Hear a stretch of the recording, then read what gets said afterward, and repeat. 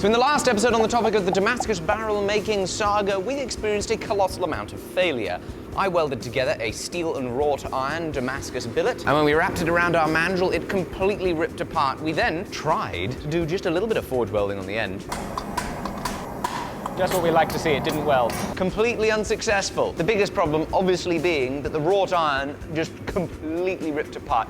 At least I think it was the wrought iron. I think it's the wrought iron that ripped, not the bonds necessarily between the wrought iron and the steel. So now that it's the next morning, I've got a plan of attack that is as follows. I am going to grind a few little sections and etch it so that we can determine if indeed it was the wrought iron that ripped apart or if it was the bonds between the steel that ripped apart. And then, you remember we have this leftover big chunk of wrought iron and steel. Well, I've got a theory that perhaps processing this material a little bit more could help refine the wrought iron that's within that Damascus. And once it's refined, it would hopefully stay together better when it has to experience the stresses of bending. Maybe I'm making it up. It's very possible it's wishful thinking. Anyway, let's get to the bottom of this. Right, I don't need to look under the microscope. It's very clear to me here. The wrought iron is ripping away from the steel. So on that billet that I've got left over there, as it currently stands, we know that the wrought iron is not stuck to the steel as well as we'd like. How can we improve that? More forge welding. More time at high temperatures, more time getting hammered, but we'll run out of that time if we just forge it down and do the exact same thing all over again. So what I'm gonna do is I'm going to grind it, cut it in half, restack it. That's gonna give us some more size to forge down with a really clean joint this time. Ow, I'm okay. Oh, I almost lost my thumb. Thankfully, I have really short thumbs that never fill my gloves. The forge. I'm back.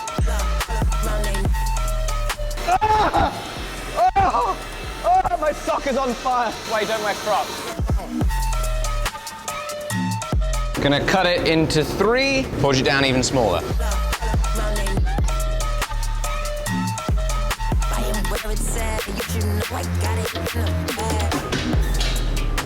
Wow. Right, so what on earth am I bloody doing and why? We got 3 bars here, and I've got them prepped for twisting.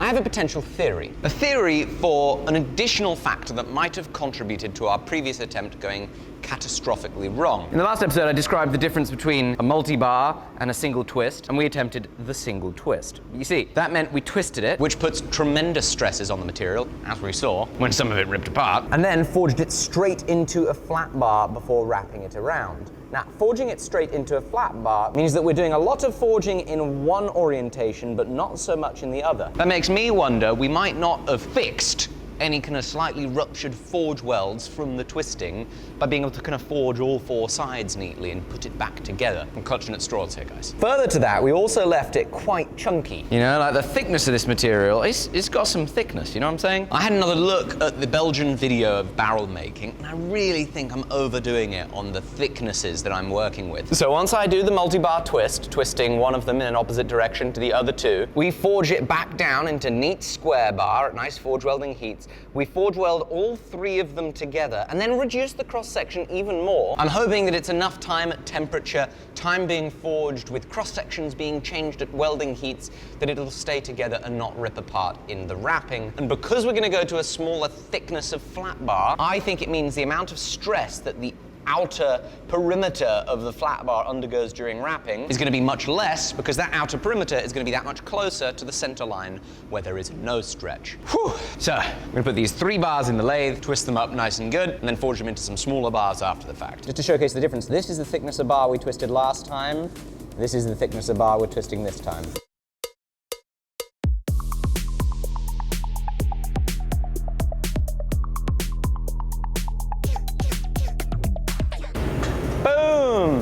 That went much better than last time. At this point last time we had tons of little cracks and cold shuts from the twisting, but this time it all looks gorgeous. Oh, and more good news, I forgot to twist one of them the other direction, so that's great. They're all twisted the same direction.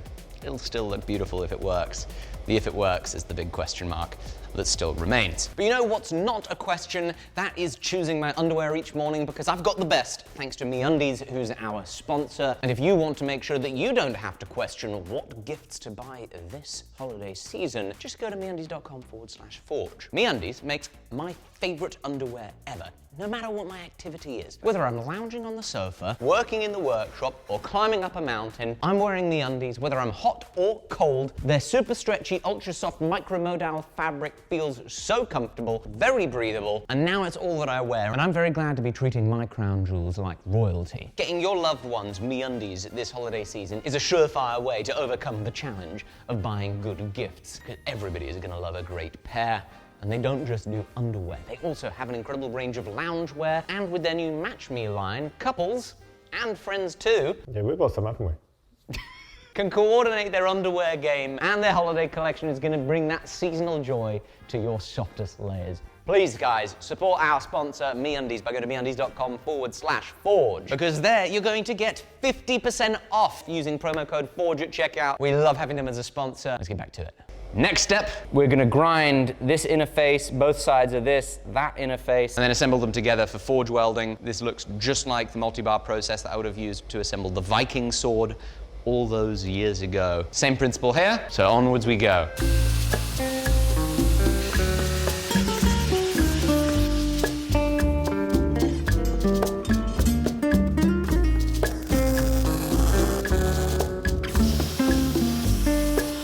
Here we go. Ow, hot. 3, 2, 1, welding. Oh God, that's way too hard. Oh, that power hammer is very strong when you're talking about tiny bits of metal like that. Wowza, not what I was hoping to do. I was hoping to peck it.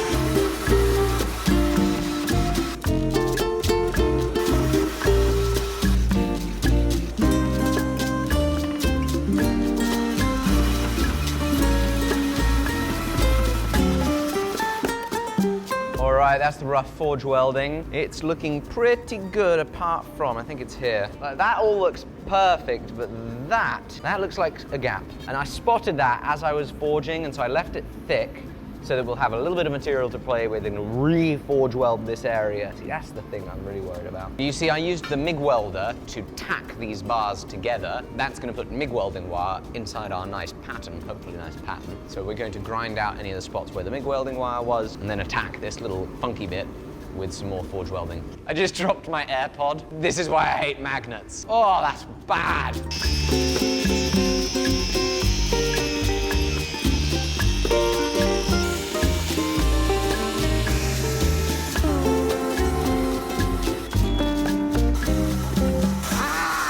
I tried to hit it really within control, but that got way too thin there.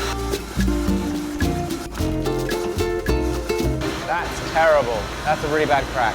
This is meant to be the easy part. I'm having a bloody hard time with this power hammer trying to do this gentle work on small material. A little bit like a horse out of control, you know? I watched a really good movie at the weekend. What was it? 101 Dalmatians. Oh yeah? Is that like me? What do you mean? I'm probably covered in oil, right? Yeah, but what does that have to do with it?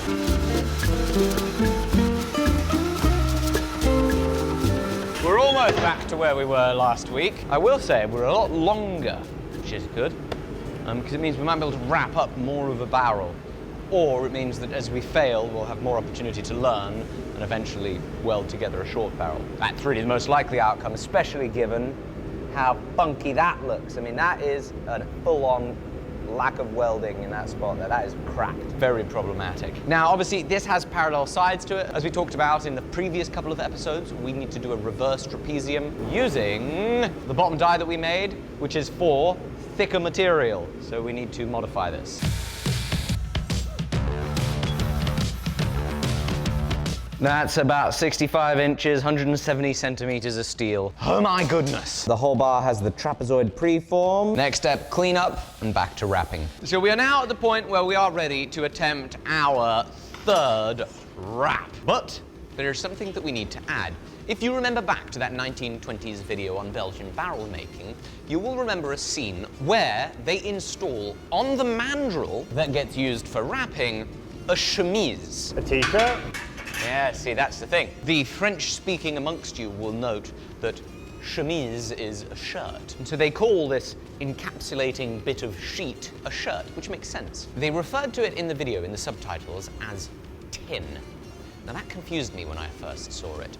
But fortunately, as I mentioned in the last episode, Master Bladesmith Steve Culver, who's one of the people that most recently has successfully done a Damascus barrel wrap, sent me some great information, and he also was confused by the fact that it was referred to as tin, because you see, tin has a very low melting temperature, and you just don't generally see it in the blacksmith workshop. But the assumption is the word tin isn't to describe the actual metal, the element that is used, but it's to describe like a tin roof, sheet iron or sheet steel, a colloquialism effectively. And what I assume that that does is once you wrap this around the sheet iron or sheet steel, and then you weld it with the sheet iron or sheet steel in place, you get a type of weld that we've done before. For example, when we made the Damascus balls into Damascus video, I took 3 slabs of steel and I laid them on a plate and then welded them with the plate supporting it from the underneath, and then that gave that little bit of tension to allow a butt weld to happen. I think it's the same principle. If we stick these coils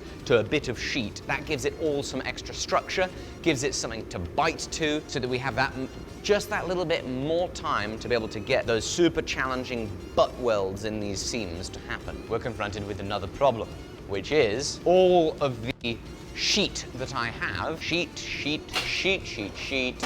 is mild steel. And remember, the problem we have with mild steel is that it is not very easy to forge well. We would assume that the old blacksmiths would have been using sheet iron or wrought iron as sheet. So I think we're gonna go ahead and make some sheet iron. If only, Jamie, I had the perfect bit of machinery to make some sheet. That makes sheet? I thought that just makes coils.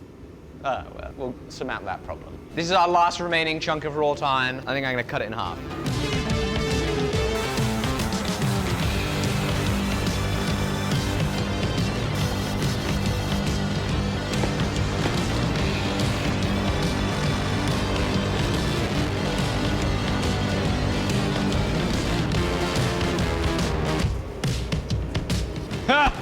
Oh, I love having a rolling mill.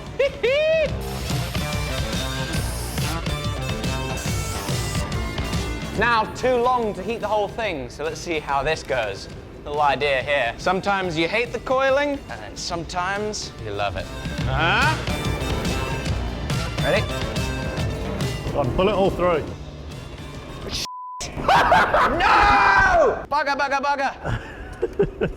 Ah! No! How did you not see that happening? Well, I thought it was going to unravel itself, and so I stopped paying attention. Ah! Imagine having to live being me. Like, think about the amount of absolute time wasting from being an ignoramus. And on the bright side, I can heat the whole thing up in one go now. What a klutz. Right, we are currently 0.89 millimeters thick. I'm just going to poke it in the forge so we can anneal it. Light, get in there. Ah!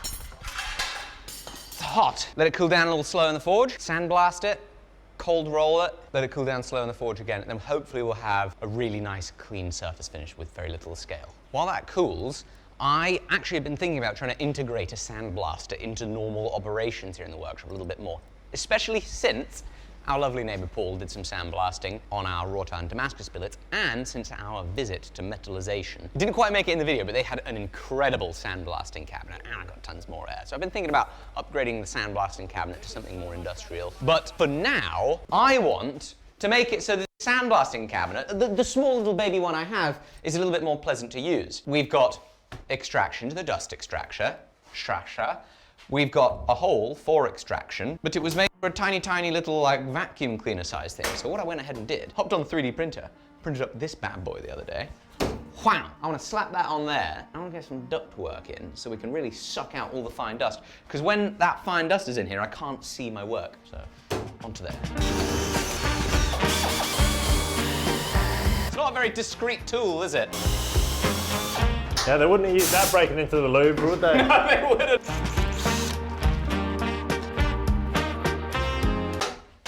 Perfection. That clears the air much better. Oh no. bugger. I had been finding, I had made a little bit of a banana, and then if I put it in at an angle, I can then unbanana it. And I successfully unbananaed it, but I put too much of an angle, and I cracked off the end. Looking at this piece and how it broke, it's definitely gonna be too brittle to form into our chemise at the moment, so definitely gonna need to soften it some more, and then hope that is all the barrel we're going to get. Now I'm gonna use the offcuts from the ends to just check and make sure that we can do this cold. There's a chance it cracks, you know what I mean?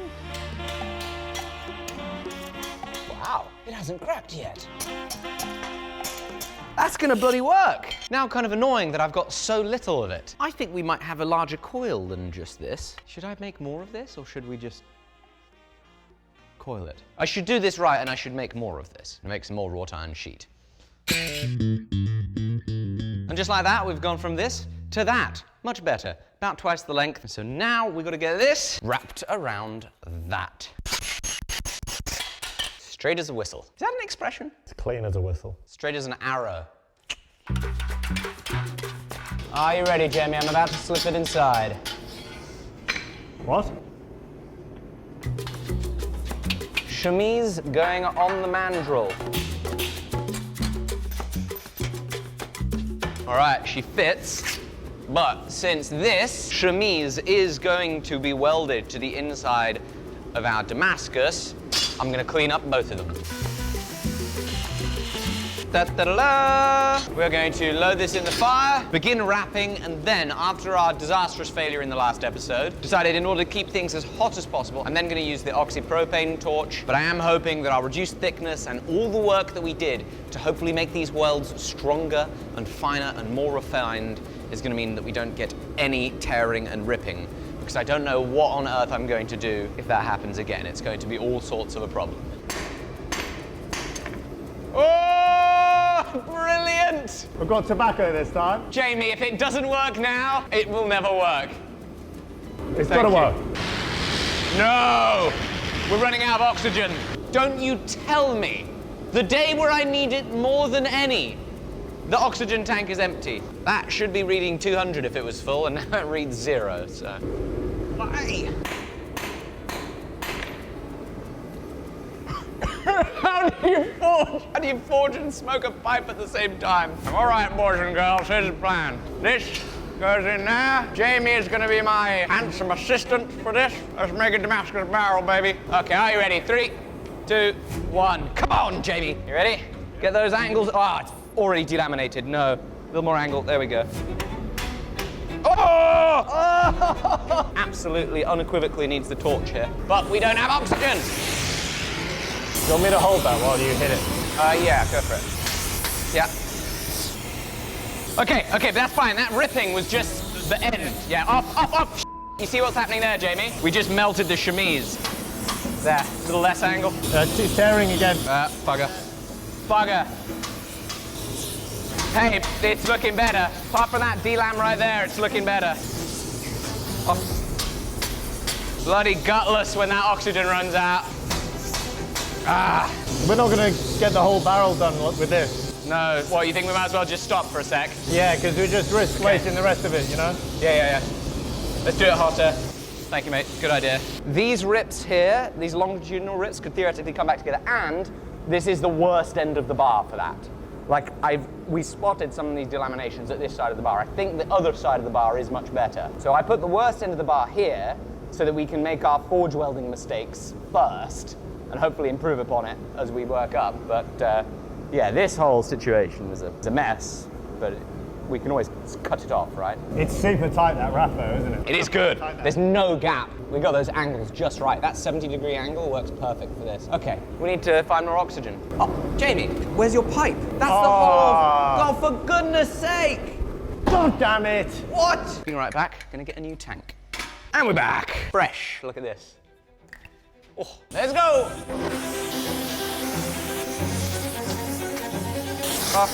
Oh, it's tearing again. Ah, it's still ripping longitudinally. Just give it like a little shake as you go.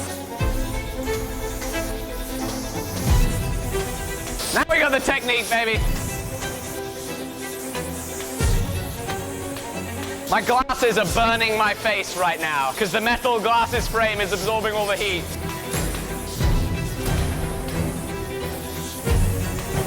The last couple looks fine from here. Yeah, it's looking better, isn't it? Come on now. Come on, baby. Clean sailing to the end, please. Hey, good job I made more chemise, eh? Ready? Let's go. 3, 2, 1, go. Come on, baby. Yeah! Almost. One heat. Come on. Yes. We are in. Woo! Look at that. That's a lot of coils. I imagine you can't get it off now. It'll be bad if I can't get it off. Right, but like, quick observation here, guys. I think we've got about a foot of good coils. Here, you can obviously see just how much has ripped, but it ripped a different way to last time. It is quite interesting. It's ripped at both times, here and here, it's ripped at the last weld. The last weld was assembling these 3 bars together, and that's where it ripped longitudinally this time, which is just so surprising.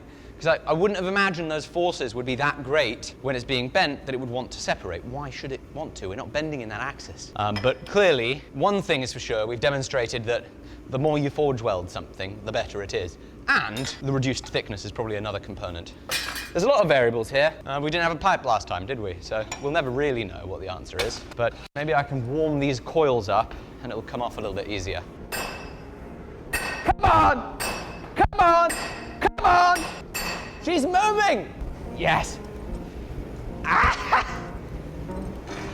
Now we need to weld it.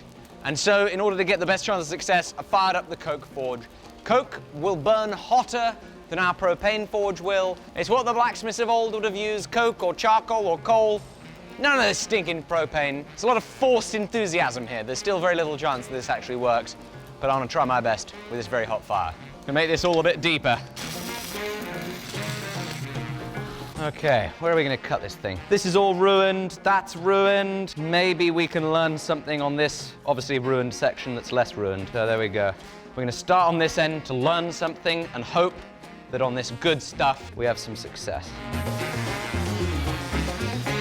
There's the chemise still inside. All right, here we go, into the forge. Just the tip, mind.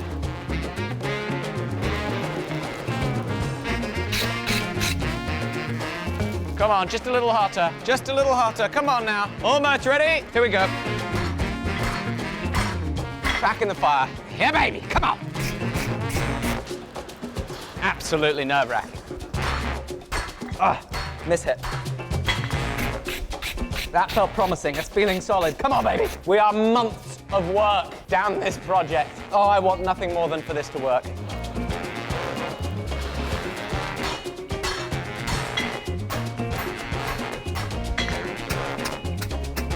Right, next heat, I think I'm gonna do a couple of hits and then I'm gonna put the mandrel in it. It bloody looks like it might be sticking. Look at that. It looks like we're turning it into an actual weld. Come on.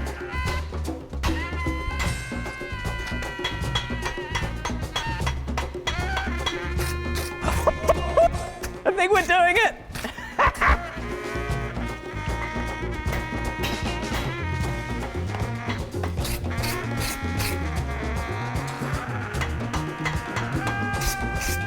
Right, I'm now going to put it in the fire the other direction. So what I've been predominantly doing is upset welding, getting the coils to stick together. What I'd like to be doing is a little bit more of a mix of upset welding and welding with a mandrel inside it, like in the original video. But in that original video, there were 3 people in the workshop. The blacksmith, the striker, and the filmer. Today, we've only got 2, and we don't pay the bills without nice video.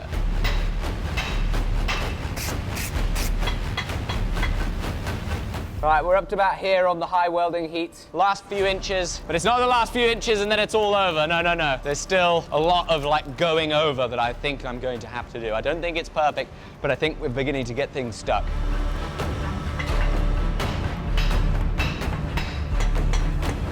Mate, everything is so scorchingly hot. The amount of heat in my face from this enormous fire is ridiculous. There's a little seam up here, a little seam here. Oh. Fingers must remain firmly crossed. As good as that's looking, it's not over yet.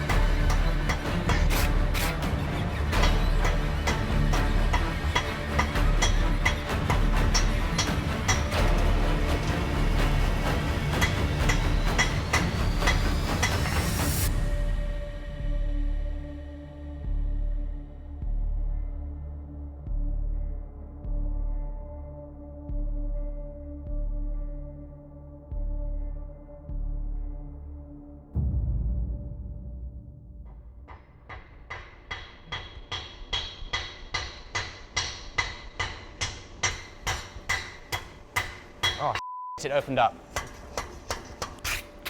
It opened up there as well. Ah! No! We got a big opening here. Oh, it was looking so good. And look at how the heat isn't conducting between here and here. That tells you that's a pretty significant flaw. Everywhere else looks fairly blooming good. Well, I mean, there's nothing you can really do about that now, is there? Apart from cross your fingers and hope not to die. I think that's about right. We're gonna let this cool down. We are then going to grind it so that we can see how many flaws and imperfections there are and find out just if we have successfully done this decade's first wrought iron Damascus helically wrapped barrel. Let's see what we got.